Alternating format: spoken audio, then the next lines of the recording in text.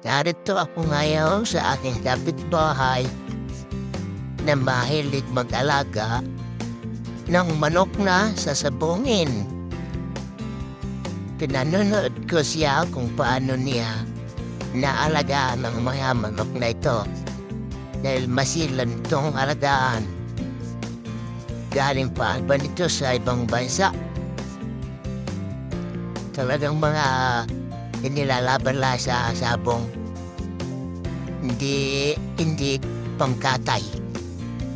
Hindi pang ulam. Talagang negosyo nito.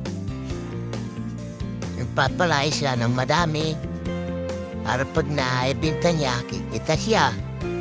Jumal ngayon ng mga manok na pasabong. Kaya kailangan matyaga ang pag-aalaga sa mga sasabungin. Dahil kung hindi maragaling ang pag-aalaga, ito ay hindi magiging maganda ang katawan. Magiging payat. At pag inilaban mo, ay malamang ay talo. At hindi mabibintang yung manok ng mahal. Pero kung ang manok na inaalagaan mo ay nagpapanalo, mabibinta mo siya ng mahal hanggang 5,000 siya. Pinakamura na ay 1,500. Ang magulang na yung manok mo, mga 3 years na, yan 5,000 na ang bigtahan niyan.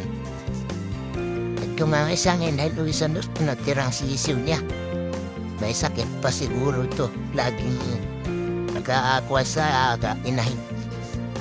So, malapit ng patuka ito. At ito ay nagdaano na yung mga manok ko. Galpas na, gutom na. Tinanghali yata ng paghahanda ng patuka yung nag-aalaga sa kanila. Kaya wala pa. Mga naghihintay na ng kanilang pagkain. Eh, mahirap din maghanda ng papatuka na yan.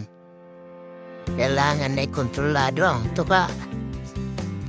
Hindi laging busog, hindi naman laging gutom. Para ang manok ay madaling gumanda ang katawan. Magandang ilaban. Kung payat, laging talo. Ay kung laging talo ang manok, hindi mo ay bibinta ng mahal. Kailangan ay alaga mo yun. Lumabas na yung papatuka. Yan At nagalapitan na yung mga manok. Yung mga alpas, yun pa naman yan nakatali. Yung mga tandang, ialpasan lang nila yung mga sisiyo at inahin niya. Talagang gutom na ang mga manok ko. Sinusugod na siya Gusto nang agawin ang patuka. At kailangan masipag ka rin diyan. Masipag kang palibot-libot niya sa pagpatuka. Mahirap nang hindi yan mapatuka ng maganda. Yan pa isa. Pero din sa aking kabila naman yan. Marami din manok yan. And ang kanilang dito, libangan, pero pwede nila ibinta. Hindi sila nagkakatay ng manok na ganyan.